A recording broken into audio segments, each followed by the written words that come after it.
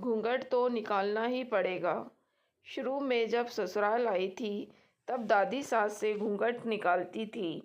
परिवार की सभी बहुएं उनसे पहले से घूंघट निकालती आई हैं।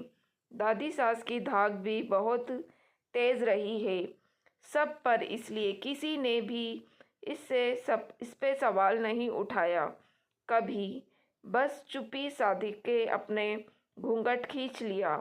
एक बार की बात है, हम लोग सब गांव आए हुए थे तो ऐसे ही एक दिन दादी सास शिकायती लहजे में मुझे कहने लगी कि मैं उनके पास बैठती नहीं, काम पूरा होते ही अंदर अपने कमरे में चली जाती हूँ।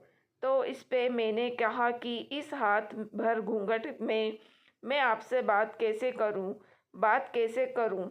वो बोली, बाकी सब तो आसानी से कर लेती हैं बातें, तो तुमको क्या दिक्कत हो रही है। मैंने भी हंसते हुए कहा, और बिना घूंघट निकलवाए आप भी बात कर ले तो क्या दिक्कत है। उस वक्त दादी अच्छे मूड में लग रही थी।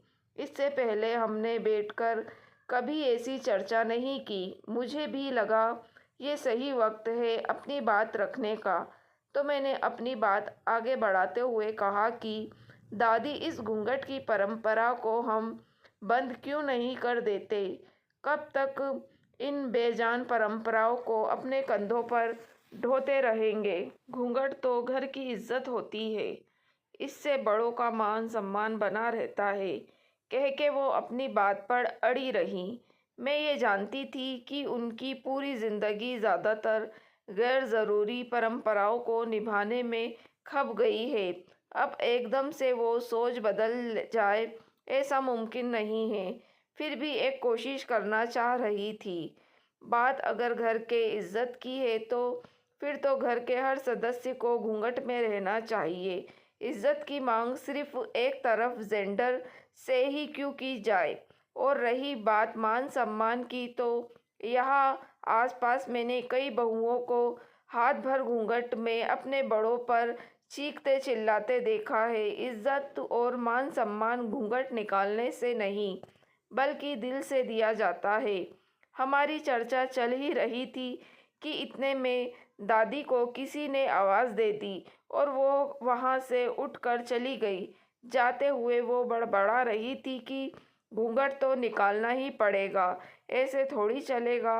बात आई गई हो गई। कुछ दिन बाद मैं अपने मायके चली आई, जो मेरे ससुराल से करीब 5 किलोमीटर दूर है।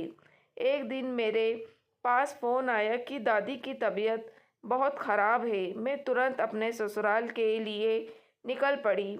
वहाँ जाकर देखा तो दादी लेटी हुई थी। दादी जी के डॉक्टर को बुलाया गया था, पर वो बोल के गए कि इन्हें तुरंत हॉस्पिटल ले जाना पड़ेगा। दादाजी इधर उधर फ़ोन घुमाने लगे ड्राइवर के लिए। तभी मैंने अंदर से गाड़ी की चाबी ली और गाड़ी को घुमाकर घर के पास ले आई। दादाजी मुझे गाड़ी के साथ देखकर थोड़ा डरे हुए थे कि मैं ठीक से चला भी पाऊंगी या नहीं, क्योंकि इससे पहले उन्होंने कभी मुझे ड्राइविंग करते नहीं देखा था। उन्होंने तो सिर्फ घूंघट के में घर के काम करते ही देखा है, तो उनका डर जायज़ था। दादी बिस्तर पर लेटी हुई थी, उनसे पैर ज़मीन पर भी नहीं रखे जा रहे थे। तो मैंने उन्हें अपनी गोद में उठाया और गाड़ी की पिछली सीट पर लेटा दिया।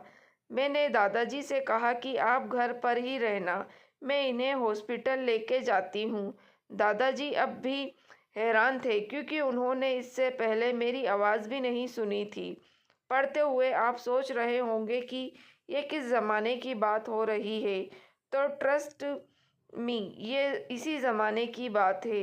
यह राजस्थान के कई गाँवों में लोग आज भी कई सारी धकियानुसी रीति रिवाजों में उलझे हुए हैं। खैर, मैं दादी को हॉस्पिटल लेकर आई। सबसे नज़दीक हॉस्पिटल मेरे गांव घनेराव में ही था, तो मैं उन्हें वहीं पर लेकर आई। हॉस्पिटल में ज़्यादातर लोग पापा के पहचान के थे और कुछ मेरे भी। तो प्रोसेस से में ज़्यादा देर नहीं लगी। मैं डॉक्टर से और नर्स से दवाइयाँ कब कब देनी है के बारे में बात कर ही रही थी तो दादी की नज़र मेरे सामने ही पड़ी थी। एक ड्रिप चढ़ने के बाद दादी चलकर कार में बैठी। ऐसी ही लगातार 5 दिन तक उन्हें मैं हॉस्पिटल लेके गई। एक सप्ताह बाद दादी एकदम ठीक हो गई। इस एक बीच दादी को दवाई देते हुए हॉस्पिटल ले जाते हुए घूंघट रखना ही भूल गई थी और दादी ने भी किसी तरह की कोई आपत्ति नहीं जताई। ऐसे ही धीरे धीरे कई सारी छोटी छोटी चीज़ें बदलती रहीं। जैसे लड़के घर का काम नहीं करते, अब दादी बेझिझक भरत से कह देती कि मेरे लिए पोहे बना दो या खमण बना दो। अब हम सब साथ में बैठकर बातें करते और खूब ठहाके लगाते हैं। आज ये इसलिए याद आया कि एक दोस्त ने कहा कि यार तुम तो बहुत लक्की हो। तो मैंने कहा कि ये लक्की होने के लिए बहुत ज़्यादा संयम और गट्स की ज़रूरत पड़ती है। बदलाव कभी भी एकदम से नहीं आता।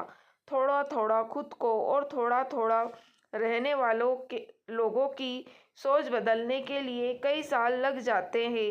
तब कहीं थोड़े से बदलाव की उम्मीद नज़र आती है। दोस्तों, अगर आपको कहानी पसंद आई है तो प्लीज़ आप मेरे चैनल वॉइस ऑफ नीलोफर को सब्सक्राइब ज़रूर कीजिएगा और मेरी वीडियो को लाइक और शेयर भी ज़रूर कीजिएगा। Thank you for watching.